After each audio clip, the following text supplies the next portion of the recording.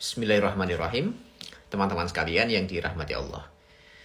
Perceraian antara suami dan istri atau ibu dan bapak tidak berdampak dan tidak berpengaruh secara hukum terhadap anak-anak. Artinya, perceraian antara suami dan istri itu hanya mengakibatkan putusnya hubungan perkawinan antara suami dan istri tersebut. Dan sekaligus hilangnya semua hukum yang berkaitan tentang pernikahan, termasuk hukum waris.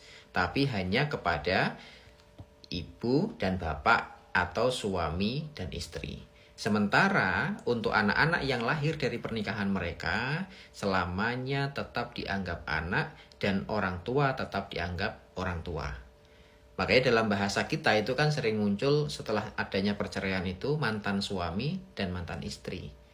Tapi tidak ada mantan bapak dan mantan anak atau mantan ibu dan mantan anak. Tidak ada.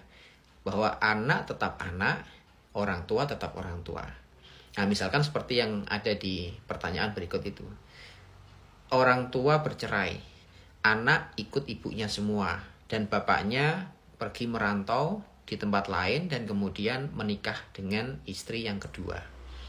Nah, pernikahan bapak dengan istri yang kedua, baik punya anak dari pernikahan baru tersebut maupun tidak punya anak, suatu ketika jika bapaknya meninggal dunia, maka anak dari pernikahan pertama yang kebetulan hari ini ikut sama ibunya semua, tetap dianggap sebagai ahli waris yang sah.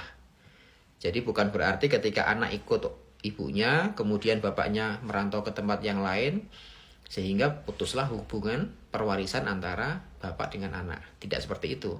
Bahwa dimanapun tinggalnya anak, dimanapun tinggalnya bapak, selama mereka itu hubungannya adalah anak dan bapak, maka hukum perwarisan itu tidak akan pernah hilang. Artinya selamanya akan berlaku.